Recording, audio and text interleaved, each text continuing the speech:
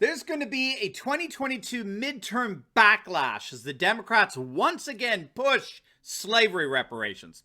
In this video, we're going to take a look at the latest effort for racial reparations, why Democrats are constantly pushing an issue so radically unpopular with voters, and how the latest push will provoke a political backlash in 2022 and beyond. You're not going to want to miss this. Greetings, everyone. Dr. Steve here with you. Wonderful to be with you as always. We're here to give you each and every single day conservative hope in the midst of these turbulent and trying times, helping you to think better so you can feel better. So if you haven't already done so, you know what to do. Make sure to smack that bell and subscribe button. We would love to have you as a regular part of this channel. We've got some alt tech links down below for you as well. For you Rumble fans, make sure to click on that link below to subscribe to our brand new Rumble channel and help us to get to 100,000 subscribers there. And for you Parler fans, make sure to click on the link below and subscribe to my Parler channel, and let's together support the return of this wonderful alt tech site from exile. Before we begin, let's give a huge shout out to the sponsor of this video, and that is BioTrust and their awesome immune system supporting product, Ageless Body. With our rapid advances in science over the years, there are much more powerful and effective ways to boost our immune systems than just taking mega doses of vitamin C. In fact, our sponsors over at BioTrust have combined four of the world's best immune-supporting powerhouses, along with that mega dose of vitamin C, into their #1 immunity support product, Ageless Body. Simply put, Ageless Body provides you 5 of the most powerful immune support ingredients available, including their #1 immunity support recommendation, turmeric, that has 46 times better absorption than most other forms. And best of all, if you click on that link below today, you're going to get Ageless Body at their lowest price ever, 51% off with free US shipping to boot. So don't wait. Click on that link or go to agewithsteveturley.com. All right, gang, let's dive right in here. Well, I mean, there's no other way of saying it. The Democrats are in full reparations mode. White House senior advisor Cedric Richmond has announced that the White House is indeed going to start acting now, in his words, to address reparations for blacks. Congress is once again holding hearings on whether to appoint a commission to study and develop a response to the question of reparations for slavery. But according to Richmond, the Biden administration, they're not going to wait for Congress.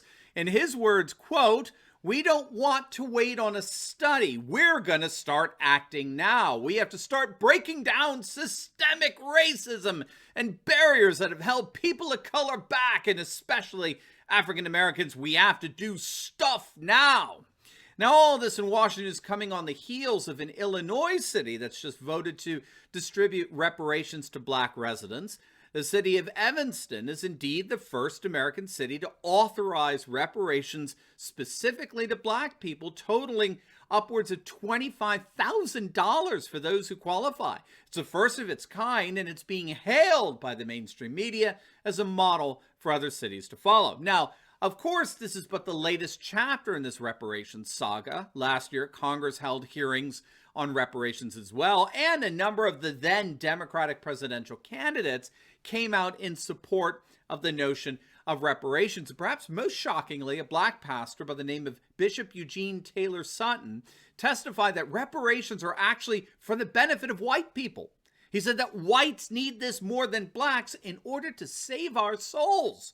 Whites need to pay reparations for the sake of their souls and for the sake of being able to look blacks in the eye and say, I acknowledge the mistake and I want to be a part of the solution to repair the damage.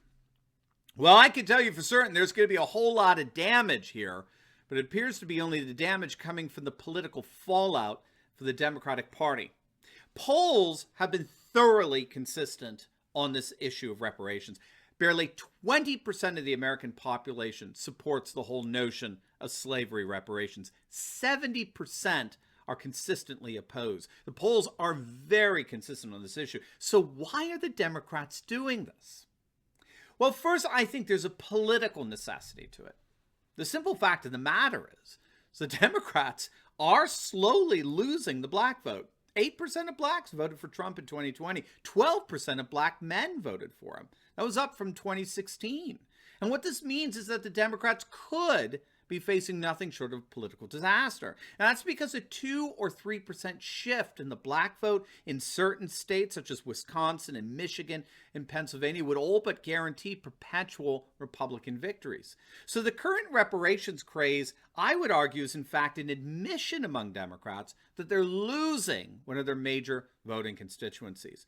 So that's the first reason I think reparations are being pushed so hard right now. But secondly, I think reparations are indicative of the fact that the Democratic Party has become the party of what we call grievance politics. Now, we tend to think of the Democratic Party as comprised of identity politics, but I think it's better that we assign them the term grievance politics. Identity politics is bigger than the Democratic Party for reasons I'll show in a moment. Instead, we need to think of the Democratic Party as the party of grievance politics.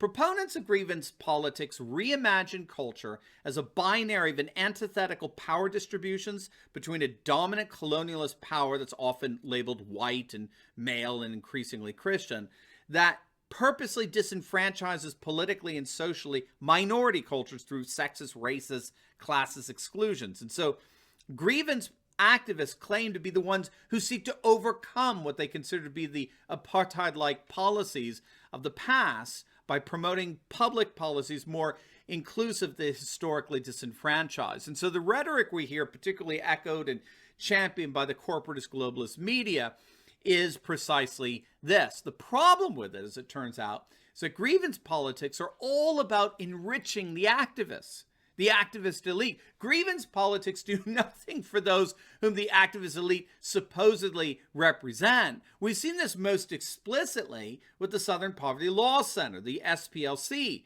which is perhaps more than any other organization turned grievance politics into a very lucrative multi-million-dollar industry. The SPLC, which is a bona fide racket that makes tens of millions of dollars a year, smearing conservative organizations and causes. And so, as Thomas Sowell has pointed out for years, grievance politics by definition can never be appeased, precisely because such appeasement goes against the business model that enriches activist elites. This is what we call limousine liberals, who run around crying racism and sexism and discrimination, ultimately in order to get a massive amount of finances reallocated to their own bank accounts. The Democratic Party is the party of grievance politics, and grievance politics is a major source of its funding. Grievance politics is where the Democratic Party makes a lot of money. So this is just a sad spectacle of how the health of the culture of our nation is jeopardized so that liberal elites can enrich themselves. So I think that's a second reason why we're seeing this latest reparations push. However, the massive problem for the Democrats is that this push in grievance politics only provokes a massive backlash in identity politics among whites. Reparations only end up increasing the polarization between blacks and whites, and I'll show you why in a moment. But first, before we get into it, as you can see, we got some brand new merch like this awesome t-shirt here, and this is a celebration of the launch of our brand new merch store, which you can check out by clicking on the link below. You're going to love the amazing selection we have in patriotic gear that celebrates Trump and all things nationalist, populist, and traditionalist. Make sure to take advantage of our 10% discount with code LAUNCH10. And if you're an Insiders Club member, you get an even bigger discount. But this is a limited time offer. It expires today on Friday. So do not wait. Click on that link below and get your brand new Patriot gear at a super cool discount today. All right, so what we have to understand is that grievance politics actually exacerbates identity politics, right? That's why I like to make a distinction between the two. Grievance politics exacerbates identity politics. And this was first observed by the Vanderbilt University scholar Carol Swain, who found that the grievance politics that were being pushed by the civil rights crowd was actually inadvertently awakening what she was calling a new white nationalism. This is going all the way back in 2002. And so it shows she was way ahead of the curve on this. She noticed that whites were becoming very concerned over the asymmetrical distribution and enforcement of civil rights-based equalities, where they felt like they were being discriminated against. In other words, if blacks get to vote their political interests, and if Latinos get to vote their political interests, and Asians get to vote their political interests, right? And we go on and on and on. then why on earth can't whites vote on behalf of their own political interests? And what Carol Swain found was what she's calling this new white nationalism. It wasn't so much motivated by overt racism. In fact, all indicators show that racism is at an all-time low. It's not overt racism that's motivating the new white nationalism, as she calls it, but rather it's being provoked by what more and more whites perceive as deliberate discrimination against them simply because they happen to be white. And nothing on this planet provokes more of a sense than one is being discriminated against simply because one is white than the notion of slavery reparations. And so the irony in all of this is that Democrats, in pushing the concept of reparations, are only going to further alienate themselves from the predominant white vote and possibly even other minority votes. So I think Democrats in the end, frankly, are committing political suicide with this. They're trying to hold on to one of their major voting constituencies that appears more and more attracted to Republicans and to Trump than any other previous Republican presidential candidate since 1996. And they're trying to rake in the cash in the process, both of which will only provoke a further white populist backlash in the coming elections. Not a very good political strategy. Now, before you go, make sure to like this video, comment down below, and subscribe to my channel. You definitely want to check out my latest video. I just uploaded it. You're going to love it. It's how cancel culture is now coming for Governor Cuomo. You're not going to want to miss it. So make sure to click on the link, and I'll see you over there. God bless.